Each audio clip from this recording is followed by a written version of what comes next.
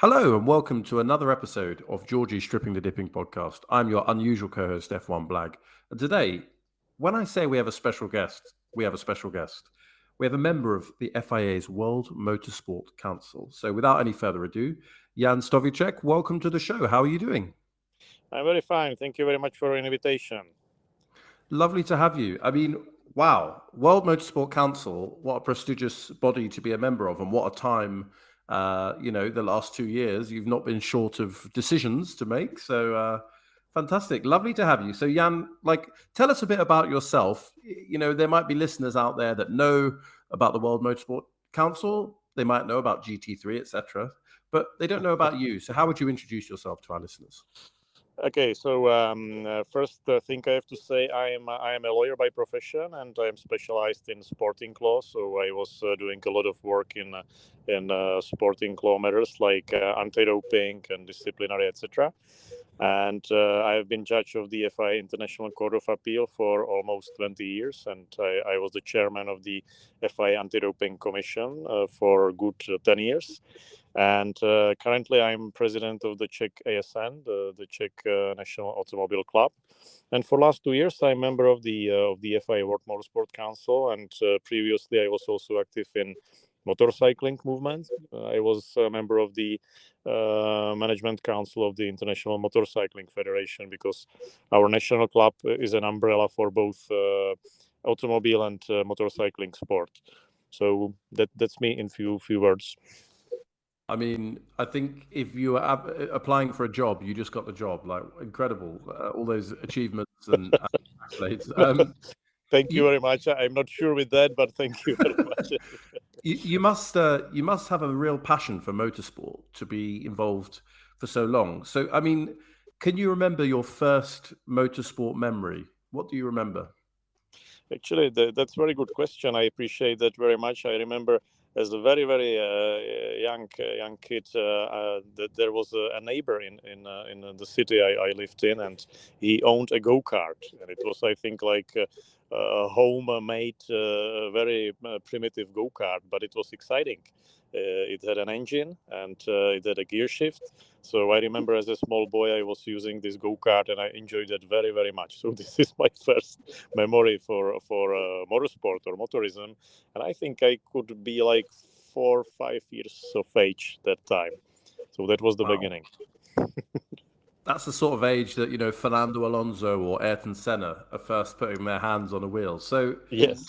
Do you remember sort of watching motorsport? What was the sort of series that you may have watched as a child growing up? It's quite interesting, because when I try to remember that, there was a kind of development, because there were a few years I was very keen in Formula One. Later, I found the cars not interesting, and I was watching the motorcycling races, like the MotoGP or the Grand Prix races of motorcycling. Then I was keen in off-road racing, like Dakar. So when I try to figure out all these years, I can say that it was like changing. After a few years, I was changing the discipline. So I passed almost through all the motorsport disciplines. But in general, I must say, of course, I'm keen motorsport enthusiast, and of course. Wow, yeah. I mean, it makes sense given where you've ended up as well. I mean, was there a driver or a driver or a team that you particularly loved when you were younger?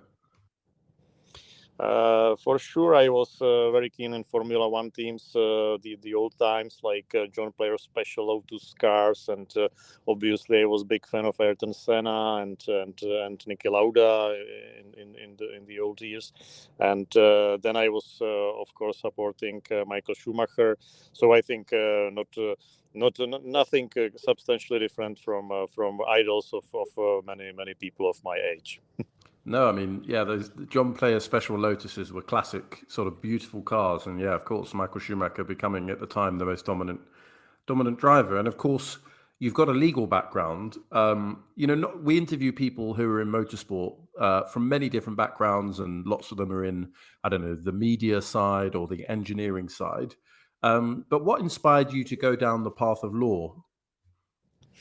Well, I was when I finished the secondary school, I was just thinking about which way to go. My parents both are medicine, so I tried to follow them, but I was not very successful. I'm not really talented for natural sciences, so that showed to be not possible.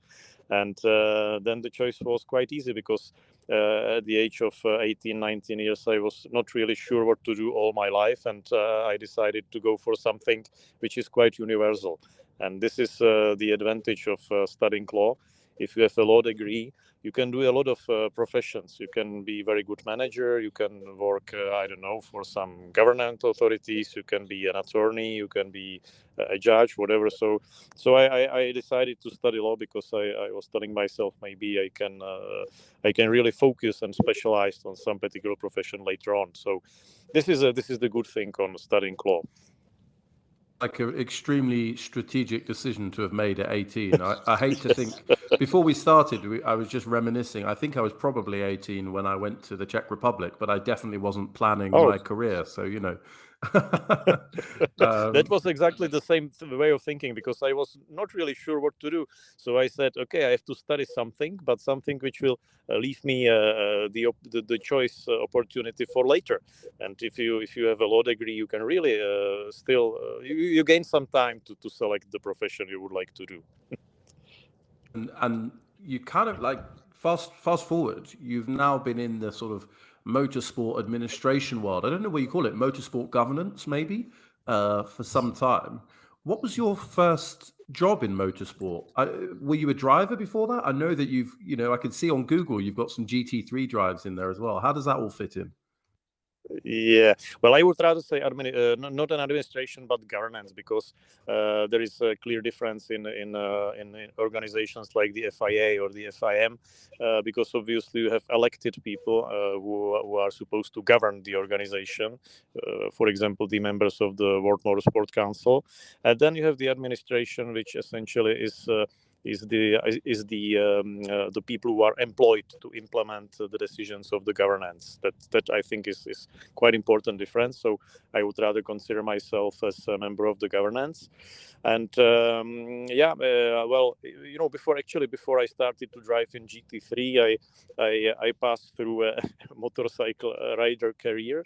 I was not really a very, very successful motorcycling rider, but I spent good, I would say, like 8 years racing in a series of motorcycle road racing on a national level and also on European level. And I was majority of these years I was just a hobby rider, not really winning the championships, but I enjoyed that a lot. And in certain age, I realized that it really hurts when you crash on the motorcycle, and this is why I changed to cars, because the difference between crashing in a motorcycle race and the car race is that on motorcycle it's painful, but it's not so expensive, and in cars racing it's not so painful, but it's much more expensive to pay the damages. So this is why I decided to change for cars and race in GT3, which was great. I just enjoyed that, and that was really the path to the motorsport. And I'm very glad I have this experience from GT3 racing. Is great series. You can drive in this category. Yeah, it must help you as you govern or participate in the governance of sport. Yeah, absolutely. Definitely. Well, it's interesting that you said your parents were in the medical profession. My dad was a doctor, and I remember growing up, he basically forbid me from ever going on two wheels. He just said exactly. He's seen too many people in the emergency room that have been on a bike. So good decision. I mean, prudent decision going on to four wheels. And yeah, absolutely. Yes, definitely. yes. No, I had to start actually even the motorcycling career. I had to start later. When I was at the university, I think, which was obviously too late to be really a very good motorcycling rider, because my parents would never allow me to do the two wheels. You are right. Code of children of doctors. We have a certain childhood. There we go. Look, you got into motorsport governance, and today you're on the World Motorsport Council. I'm sure you can't tell us everything about it, but what is your role on the council? What is the objective of the council? Well, I would say that, as you said before, there is a lot of decision making, and the World Motorsport Council, as the highest decision making body, has to decide. I would say two types, or to accept two types of decision. First, it's concerning regulations. I would say that there is a lot of regulations that must be approved by the World Motorsport Council.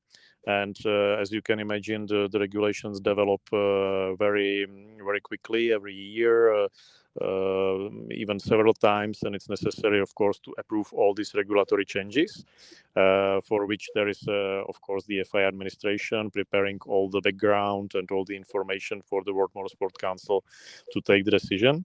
And the second type of decision concerns the strategy, the future. Which way the FIA would go, which way the motorsport would go, and this is really exciting because it's something which is creative, and there is obviously an opportunity for the World Council members to present their ideas and their thoughts on the strategy. And this is, I would say, this is really the exciting part of the fact being the World Motorsport Council member. Absolutely. So, I mean, presumably at some point you're going to opine on the 2026 regulations. Is that right, for Formula One, just for example? Obviously, the future regulations, any regulations of Formula One are to be approved by World Motorsport Council. So the answer is yes. Wow. I mean, it's really interesting because there's quite a broad group of people on the World Motorsport Council, and I'm sure they all have different opinions. Do you ever find, I know that these board meetings can sometimes be a bit dry, but do you ever find that you have disagreements with your fellow council members and different objectives, or do you find consensus? Well, it's as you say, it's quite a big group of people with different views and coming from different cultures. And by the way, it's not only about Formula One. I know that Formula One is the pinnacle of the sport, but there is really a lot of disciplines, very exciting on various levels of the motorsport, and there are dozens of championships within the FIA. So there is a lot of more to decide than Formula One. I would not limit it only to this, although I know it's very attractive. And as for the consensus, obviously there are different opinions, but there is a discussion. And I think this is fair and this is democratic. We have a discussion, we exchange our views, and at the end, obviously, we try to find a consensus and a decision that is supported by, if not all, then a huge majority of the World Motorsport Council members. And I must say that we are quite successful in reaching such consensual decisions. Oh yeah, absolutely. I mean, ultimately, a decision has to be made, and you make it. So, I mean, Yes. just for example, would you make decisions on changes to the sporting regulations of different genre of motorsport? Sure. The sporting regulations are to be decided by any changes of the International Sporting Code, for example, must be decided by the World Motorsport Council. Regulations of disciplines, of all the codes of the FIA. There is a lot of codes. Maybe you know that every year there used to be a very, very huge booklet issued. Now it is only electronic, but it's really maybe several hundreds, maybe several thousands of pages of regulations, which is necessary when you imagine all the scope of the FIA and all the disciplines and championships and technical regulations and medical code and disciplinary code, etc. So all these crucial regulations must be approved by the World Motorsport Council. Okay, that makes sense. And you were, I think, a former board of directors member for the FIM, which is on the motorcycle side. Is that right? Exactly, that's it. And so, like, I don't know, I can't imagine how you brought this together, but am I right in thinking you chaired the first meeting between the FIA and the FIM together, a committee meeting? Yes, it's just to explain how exactly this originated. I was for 4 years. I was member of the board of directors of the FIM, and then we were successful as the new governance team in the FIA. World Motorsport Council election, and in that time I decided to step off the FIM board of directors, because really being in both would be too much. But my belief is that there is a lot of common issues that are shared, and common challenges and common problems shared by these two sister federations, the FIM and the FIA. And I initiated creation of this cooperation committee between the FIA and FIM, and I was lucky enough to get support of both presidents, the FIM president Jorgy Vegas and the FIA president Mohammad Ben Suleym. And we created this committee, which is composed one half members of the FIM governance and administration, one half of the FIA members of governance and administration, and I have the honor to be the chairman of this committee. And this is something which is really exciting for me, because as you can imagine, issues like safety issues, medical issues, technical issues, circuit homologation issues, EDI issues, women in motorsport, sustainability issues. There is a lot of things which are common for both federations, and they can share their experience. So I think this is a good way to go. It makes a lot of sense, and I'm actually surprised that you've created this innovation in 2023 or in recent years. It's the sort of thing you'd imagine happened a long time ago. So on circuits, for example, do both bodies accredit circuits and the safety, and or is it more FIA that accredits the circuit? No, it's more both federations who accredit and we say homologate the circuits for safety standards. And the problem is that for decades both federations have different standards for safety. So what we now effort to do is to some way harmonize this approach, because what happened in the past was that there was a new circuit built in Asia, for example. There were a few examples of that, and that circuit was homologated by the FIM, for example, to host a MotoGP event. So it was fine from the FIM point of view. And later on, the owners of the circuits wanted to organize an FIA event, and it showed up that it's not possible because it's not fitting the FIA rules for homologation of the circuit. So our objective now is to homologate the circuits during the construction and engineering of the circuit immediately, so that it fits to both FIA and FIM purposes. And I think once a new circuit is built, it should be built not only for motorcycles, or not only for cars, but for both. So we would like to make a harmonization in that aspect. Yeah, it feels like it would save money as well for the track owner, or make the tracks more accessible for sure. all sorts of motorsport, and hopefully raise revenue. For yeah, sure. I mean, I used to watch MotoGP in the days of Max Biaggi and Valentino Rossi, but I must say, yeah, right, it's a classic era. But maybe I just have, since I've had children, haven't had as much time. So I'm a sort of avid Formula One fan, and often, you hear people in the sort of fan community of Formula One saying, well, track limits, why don't we just put a gravel trap up to the edge of the circuit, and then if they go off, then they lose time, but but clearly there's a consideration on the motorcycle side. Is that something, that does it make it harder to produce a Formula One track that's easier to, let's say, administer during the weekend and manage track limits?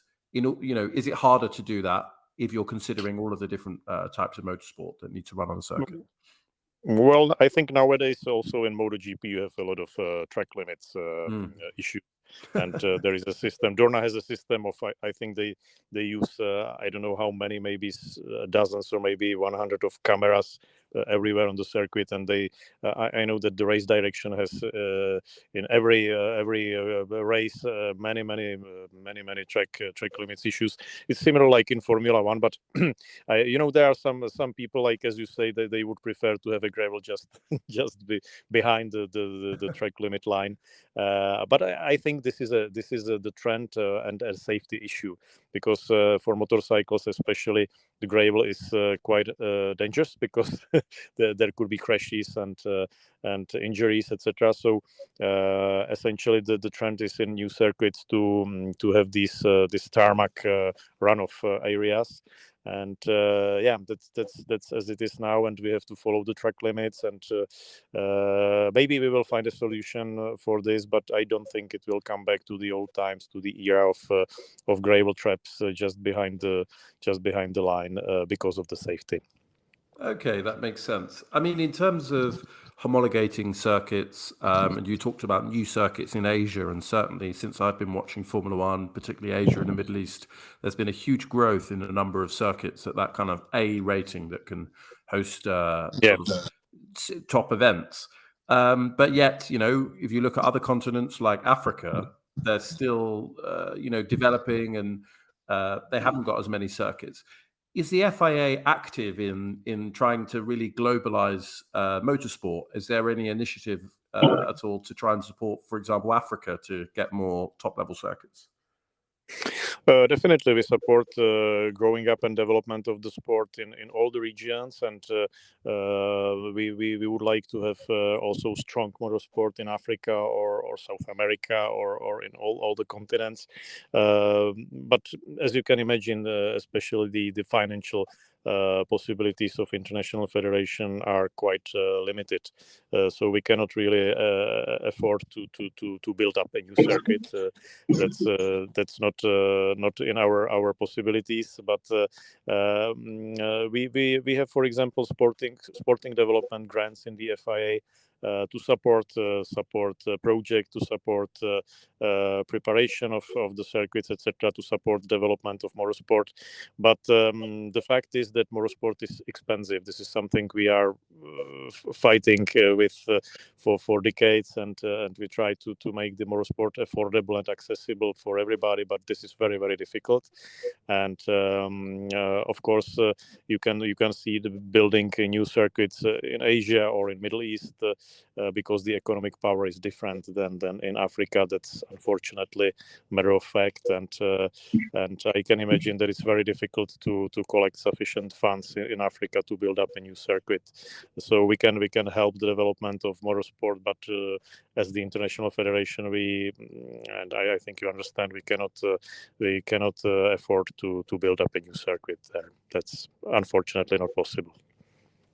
I completely understood. I mean, obviously, I have a bias towards Formula One, but there are other formula.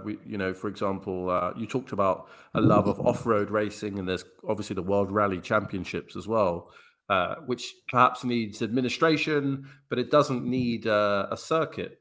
Do you find in your current role on the World Motorsport Council that sort of rally also comes on your agenda at all?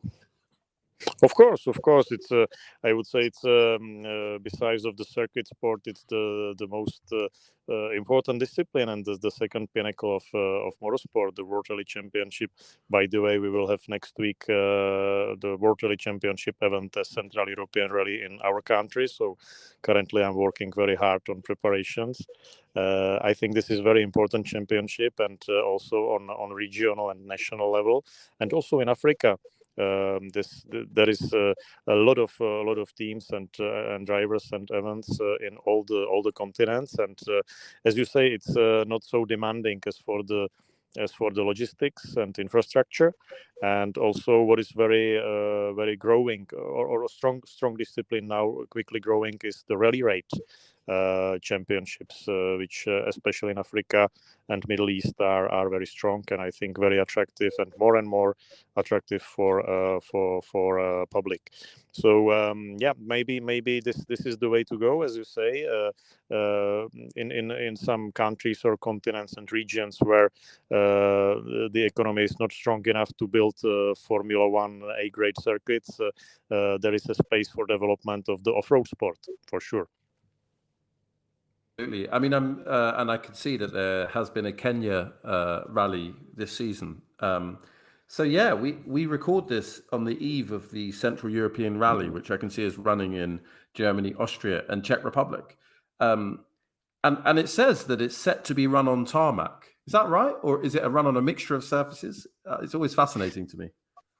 Yeah, this is a tarmac rally actually, and I'm very glad we can have it because our country is a rally country, and we have a lot of really crazy fans in our country, and we can expect a big crowd for this rally, and it's a historic event actually. It's a historic event for our country because we never ever had a WRC event in our country. This is for the first time, and it's a dream of generations to have a WRC event in Czech Republic. So now we have it finally. Wow. And also from the international point of view, it's for the first time that three countries, three national ASNs, three clubs may unite to organize a WRC event. This never happened before. There are some rallies which are organized by one club on territory of two countries, like Rally Monte Carlo, for example, which, as you know, is also happening in France. But there is no participation of the other country national club or national ASN. And this is for the first time, and is a historical example of international cooperation of three countries, three clubs, to organize a World Rally Championship event. So we are quite proud on that, and we hope there will be other ASNs following our example. Yeah, I can see that you've got the opening ceremony in Prague and then a special stage in Prague as well. And that's on Thursday the 26th. It looks fantastic, just looking at the map. Fantastic. And all the star drivers will be there, I take it. Yeah, definitely. There are all the factory teams already testing in our country and preparing for the rally. And we have the ceremonial start at the Prague Castle, which is the most famous historical monument in Czech Republic, and we have the president of Czech Republic participating the ceremonial start. So really, this is very, very historical event for us. Brilliant. And is this in your capacity with the national sort of motorsport federation in the Czech Republic, or was it also an FIA role that you're playing in helping to organize this? No, this is purely my role of the president of Czech ASN. So we are, in fact, three presidents involved in that. Me as the Czech Federation president, and ADAC, the German club sport president, Gerd Enzer, and Oliver Schmerold, who is president of the Austrian club. So this is a cooperation of three clubs, and we are the organizers of the rally. Fantastic. I mean, yeah, hopefully this is a model that other countries can aspire to. And obviously you're doing it in Europe, but perhaps it could happen in other continents as well. Yeah. Fantastic. Sure. Okay, brilliant. I mean, I'm intrigued because I had this vision. You talked about sort of, you're the president of the Czech ASM, and there's your German counterpart and your Austrian counterpart. What are the sorts of things that you are overseeing, or that obviously don't give too much away, but what's stressing you out with a week to go to running this rally? Like, what are the things on your to-do list?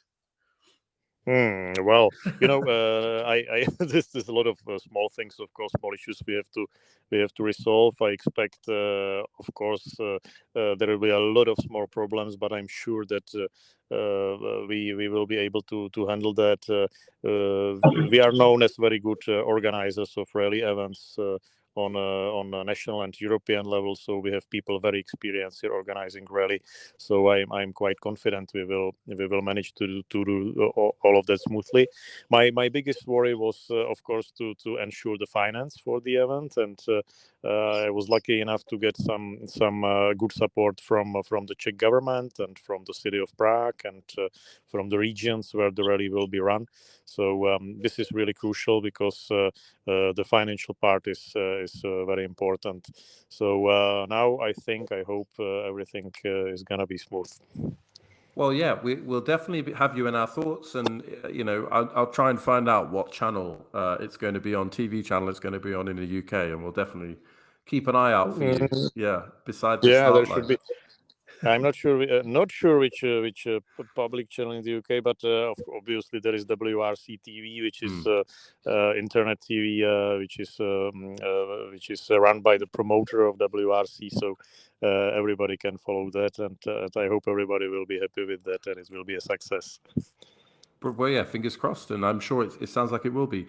Just to break up the kind of the technical questions, we have kind of a bit of a fun question that we like to ask some of our guests, which is about a fantasy hot lap. So you get to pick the car, and you get to pick the sort of circuit or location that you want to drive it. So if you could pick, and then money would be no object, time machine, whatever you'd like, what car would you drive, and in what location or what circuit?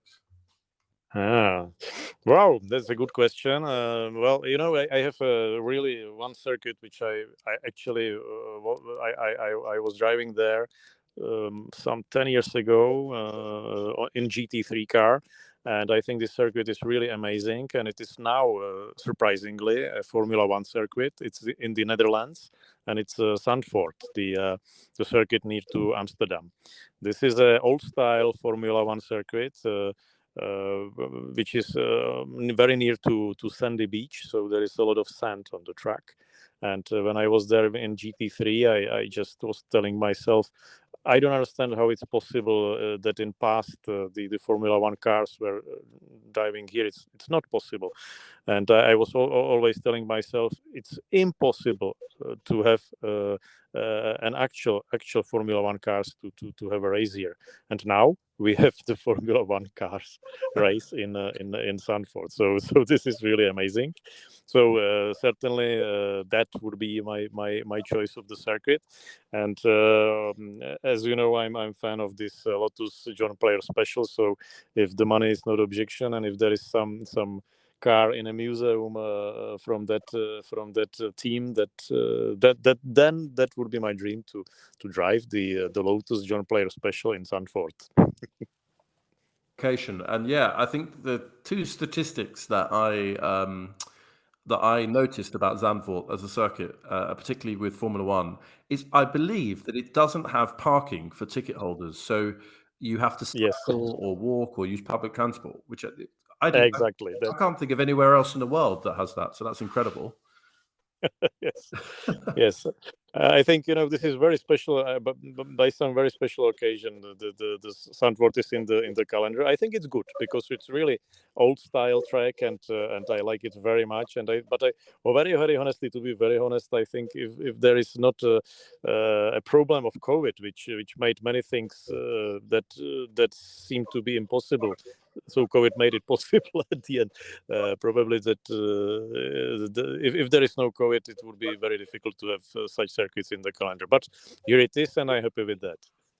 Yeah, I mean that's a lovely segue because in 2020, and it was just before you took on your role at the World Motorsport Council, but you obviously had other roles in motorsport, Formula One, but other motorsport as well, managed to get back going and put on a show for people in what was a dark time. And you talked about perhaps COVID meaning that the sport, Formula One in particular, visited circuits that it wouldn't normally have done, Mugello, the track also in Portugal. Were you involved in motorsport in 2020, like in the kind of organization of any events? And do you remember that time and the effect that COVID had on the sport? Of course, I remember that. It was a very hard time. I was involved not in the FIA and the, let's say, the global or the international level of motorsport, but we were having the same issues on a national level. And I think that was really this year's were very critical for motorsport because we lost a lot of money income. It was critical for national federations. We lost sponsors, we lost government support, we lost the events, and I know that for many national clubs, it's a problem to recover from these losses even today. So I'm just glad that this is over, and I hope we will not be in the same crisis again. Yeah, absolutely. I mean, clearly it impacted the entire world and sort of any industry that requires, I don't know, in-person events. It feels like, and let's call it entertainment or in-person entertainment. It feels like after the lockdowns, there's almost been a reaction that people want to go to these more often. And, you know, if you look at Formula One, for example, the attendance figures are record-breaking quite often. What would you put that down to? Do you think that is it people's human desire to kind of, if you tell them they can't leave their houses, they're gonna once they're allowed out, they're gonna go out, or do you think there's something special about motorsport and what we've witnessed in the last few years? I would agree with you that people were just hungry after these years of lockdown. They're hungry for entertainment, and Formula One is an entertainment. Let's be honest. It's a motorsport, but also it is a show business. So you have all these VIPs, etc. People can meet, and it's a part of the entertainment business. That's true. Also, I think there were a few other aspects helping growth of Formula One, like the Netflix series that had an effect which I think nobody expected, but really it made Formula One very popular and made it attractive for many people who probably were not attracted so much before. And of course, we must say that Formula One is an excellent series. The management is doing a great job, and it's a big success. It's a big commercial success now, and it's growing. And this is fine. This is what we want. It's as we said, it's a pinnacle of our sport, and I just wish Formula One good luck and big development for the future. Absolutely. And you talked about before it was the sort of pinnacle of motorsport. And yeah, I think Drive to Survive has definitely brought a new fan base. Do you feel that in the Czech Republic? Do you see kind of a younger group of fans embracing motorsport now? Yes, I must say, to my surprise, I can see it even here, and it's what is interesting is that it was an inspiration not only for Formula One fans, but for fans of motorsport in general. In our country, the most popular discipline is rally, so I must say that we can meet in our rally events fans who tell me, "Oh, I was watching Drive to Survive." And I say, okay, that was about Formula One. No difference. It's motorsport, rally is like Formula One. So it was good for popularization of all the motorsport, and that's really a good thing. Absolutely. I mean, we've spoken to people in the US that are involved in IndyCar, and there's definitely been a trickle down for high octane sport. I mean, the thing for me, so I've watched Formula One, let's say, for about 30 years. And I had to say that the sort of 2021 season was probably the most entertaining end to end that I can remember at all. Would you agree? It was kind of back and forth and very competitive. Yes, definitely. I think it was one of the most exciting years. But I must say also the seasons, although there was a dominance of Max Verstappen in later years, we could see many interesting races, a lot of overtaking maneuvers, and a lot of exciting situations. So I think it's very well managed, and now really it's nobody can say that Formula One races are boring. That's not true. Okay, well, we've definitely recorded that. You've given the official line on that, and I agree. They're not boring. I think it depends who you're following, who you're supporting, and definitely if you look at the race for second place in the championship, it's still, or even in the constructors' championship, it's extremely competitive. Yes, definitely, and And you can, even if you don't look at the very top of the field, of the grid, there is still a lot of interesting fighting, even in the middle of the field, and it's also exciting for the people. So I think it's on a good way. Yeah, absolutely. So here's a question, and it might be a bit philosophical. What's your goal in motorsport governance, Jan? So obviously you're on the World Motorsport Council. Would you see that as a kind of a highlight or a pinnacle? Are you climbing? Are you wanting to go somewhere else? Do you have a goal? Well, for me, the goal always was to be in the highest governance body, and this is what I achieved.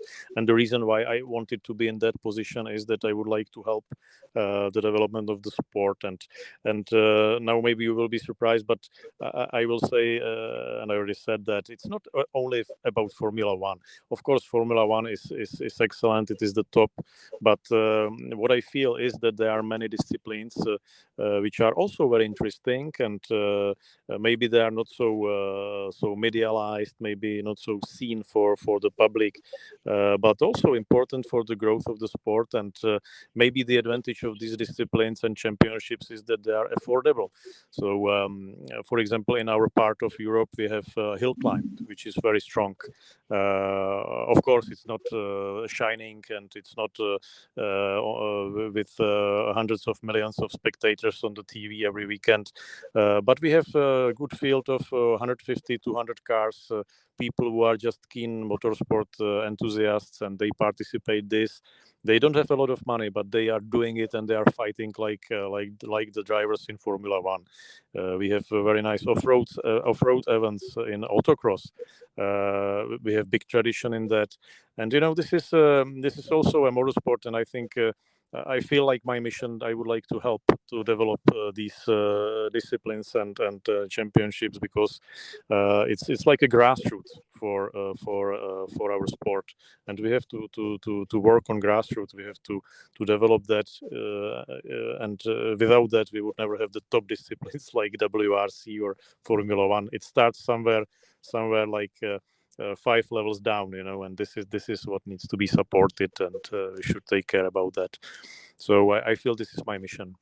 Wow, fantastic. I mean, we're the UK, obviously Scotland has mountains, but I'm from England, and we're always jealous of countries that have mountain ranges and steep hills. So I'm sure that hill climb in the Czech Republic has a lot more potential than perhaps here it does. I don't know, but yes, that's true. That's true. But on the other hand, there's a very strong historic racing in historic cars racing in England, and the UK is very famous, very very famous for that.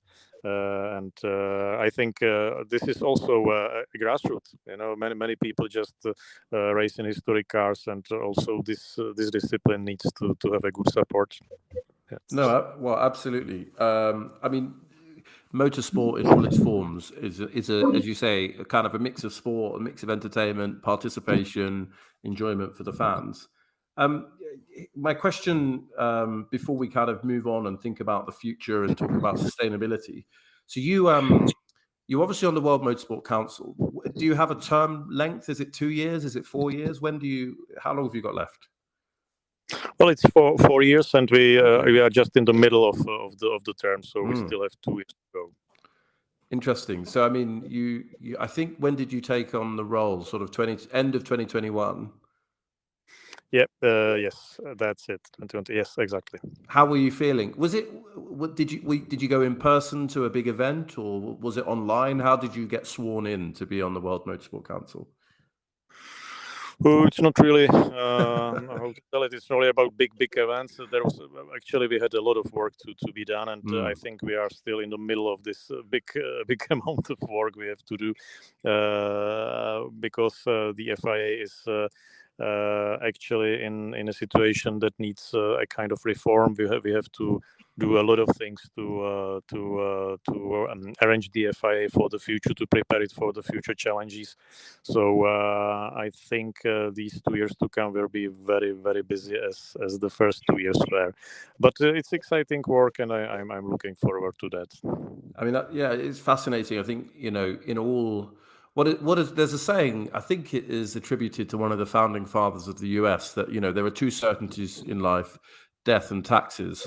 But subsequently in sort of leadership, leadership world, they say death, taxes, and change. So absolutely, Yes. change is with us in all its forms. Do you see kind of particular areas where the FIA is prioritizing that change, and where it wants to reform itself, and that you and your colleagues are working most at the moment? Well, there is not some particular area that would be the top priority, but there is a lot of issues and a lot of aspects we have to work on, and it's starting from economy and finance, is going through Formula One. As you know, we have to negotiate new Concord agreement, and it's also going through, let's say, an optimization of the portfolio of the championships and disciplines. We have to find a way how to support these small disciplines, but still we have to reach our target, which was set in the beginning of our term, and it is to make the motorsport more affordable. There is an ambitious objective to double the motorsport participation. So we are very hardly looking the ways how to make it affordable for public, because as you know, motorsport is expensive, and we have to find a way how to sell people a cheap entry ticket to motorsport for kids, for children in karting or small off-road buggies, whatever. So and of course sustainability. Then that's another aspect. A lot of challenges we have to work on. I think maybe it will be for more than 2 years and for more terms. It's a lot of pile of issues. I was going to say, if at the beginning it was like your successful job interview, we've just conducted your successful job evaluation, and you've got so much on your plate. There's just so much. Oh my gosh. Okay, well, I mean, what to mention there? You mentioned the Concord agreement, and it does make me think, because I think I saw, and there might be legal reasons why you can't comment in detail, but I saw the FIA, I think they sort of approved Andretti Global's bid to be in Formula One, and that now goes to the Formula One group, and I'm sure the teams will have a view on that as well. It's a fascinating piece of news. We've had Mario Andretti, who's obviously Michael's father, and a real historic figure in global motorsport across many series. When I suppose when FIA is looking at the health of motorsport and the participation, you talked about the affordability from the public perspective. Are you also thinking about the sort of sustainability, from the participant perspective, and having, a healthy number of competitive teams in all of your series? Yes, exactly. This is one of the issues we are now actually focusing. By the way, there is a meeting of the World Motorsport Council tomorrow and after tomorrow. So it's just, and I think it's one of the issues on the agenda. And as you say, we need to focus to support the disciplines and championship with sufficient number of participants, with sufficient attractivity for the people. Also, we have to think about economic balance of the championships and disciplines, and this is one part of this pile of issues I was talking about, and this is a job to be done. And I think this is exactly one of the issues we will discuss in next days. Oh, okay. Well, thank you. You're on the eve of the World Motorsport Council. We have your time. It's incredible. I won't keep you too much longer, but I'm very grateful. No problem at all. I almost wish that we could see, what you experience in the next couple of days. I'm sure it would be extremely eye-opening for all of us. So you mentioned there sustainability, and of course, Formula One is looking at sustainable fuels. There is obviously the Formula E category, and it's been going and really growing and becoming incredibly attractive, for the last decade or so.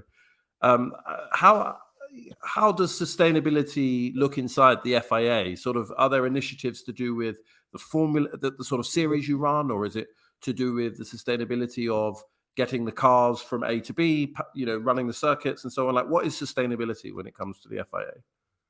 I think it's a complex approach.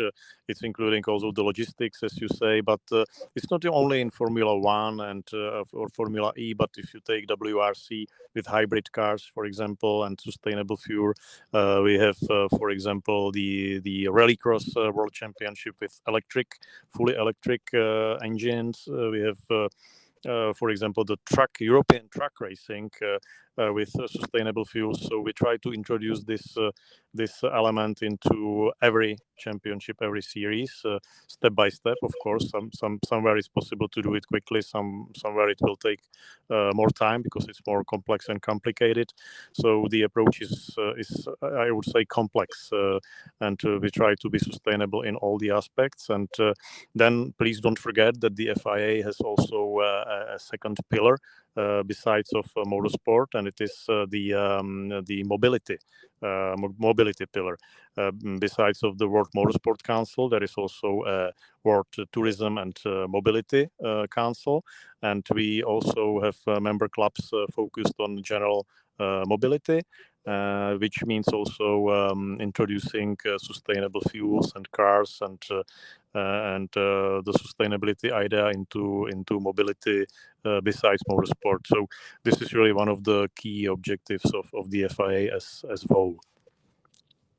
I mean, yeah, your plate is very full, and yeah, to think of all the sustainability, mobility, affordability, and inclusion as well. We've had on the show, we've had some really prominent female racing drivers, largely on the US side, but they've been in W Series, they've been in kind of oval racing in the US. Do you see a role for the FIA in encouraging girls and women into motorsport as well? For sure. This is also a very important aspect, and EDI is a very important issue for the FIA.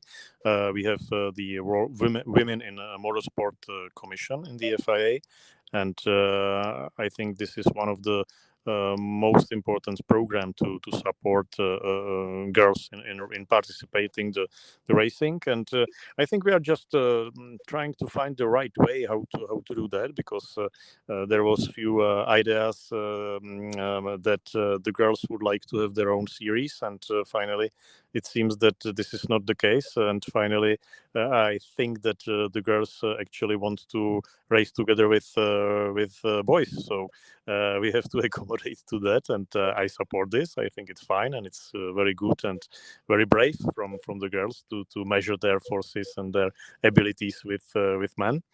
And we have a lot of grants and programs to support girls, and we are trying to find new opportunities, and we try to start with supporting the young girls in the children categories in karting or in off-road disciplines, because we believe it's necessary to start in early age. Also, we invest, for example, to some medical research that would lead to some ways how to balance the differences between the physiology of the body of a man and a woman. There are some scientific studies which describe how this can be balanced. So I think there is a lot of efforts from the FIA to make motorsport also accessible for women, for girls, and to make them competitive with men. And I think this is correct, and we have to continue in that. Wow, I mean, I didn't even know about that point around physiology, and it sounds like there's a lot of work going on. So congratulations.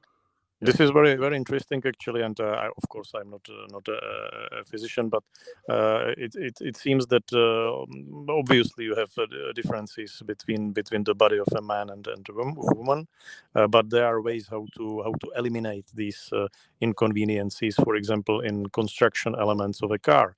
So this is maybe a way how to make the chances more balanced, and this is a way how to have a field mixed with men and women, and I think that would be the right solution and the good solution for motorsport. Okay, well, as we draw to a close, before we go, we have quite a fun question. I'm always fascinated in how people what people learn on their journey and what makes them successful. So I suppose my question to you, Jan, is what have you learned to date in your career in motorsport governance? Well, this this is a difficult question. I learned a lot, of course, because when you start to work in I would say it's like a sporting politics. It's a strange politics, but it is a politics. Also in sporting organization on national and international level. I think that one has to learn to discuss, to search for a consensus and to reach consensual decisions which maybe don't fulfill 100% of oneself's expectations, but have support of the majority and of, for example, of all the other members of the World Motorsport Council. So I think this is something I learned, and this is very useful, and this is the way how to make effective government's decisions. Yep.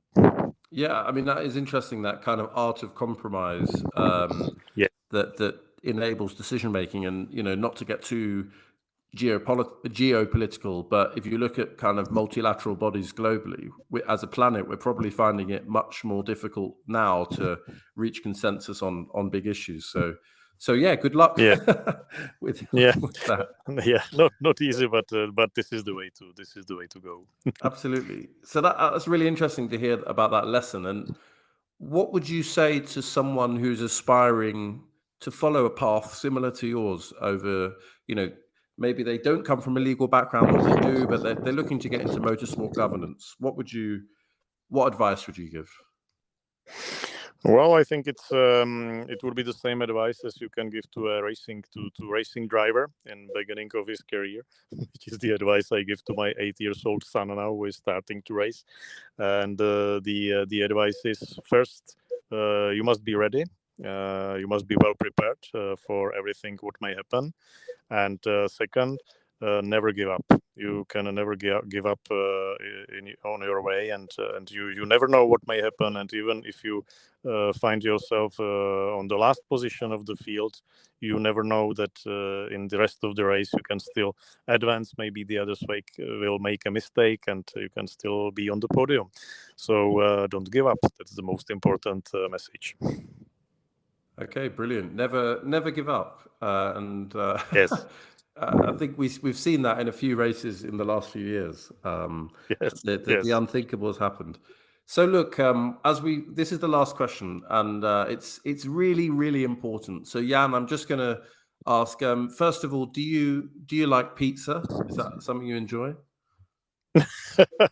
Oh yes, yeah. Why not? I do. Okay, so here it is. Yes or no? Pineapple on pizza? No. Oh, I love it. Direct with the no. Brilliant.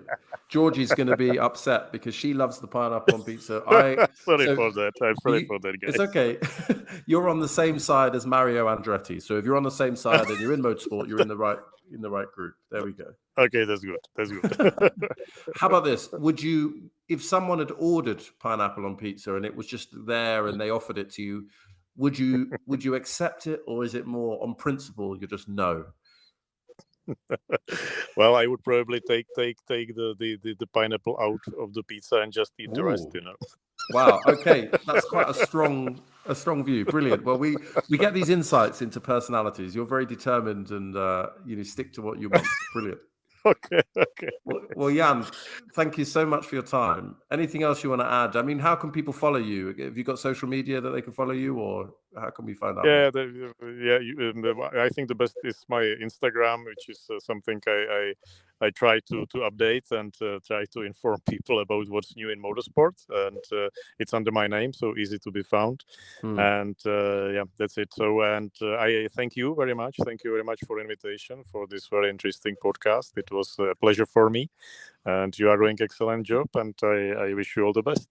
Thank you. Well, best of luck with the World Motorsport Council coming up tomorrow, and probably would have happened by the time this airs. Good luck with the Central European Rally. We'll keep an eye out for that, and we'll look for you. And yeah, we'll follow you on Jan Stovicek at Instagram. If you're listening at home and you've got this far into the podcast and you don't follow us at Strip the Dip on any social media platform, please do. Please subscribe to this podcast and comment and give us your thoughts. So that concludes today's episode. Everyone have a fantastic day wherever you are. I've been your unusual co-host, F1 Blag. Good night.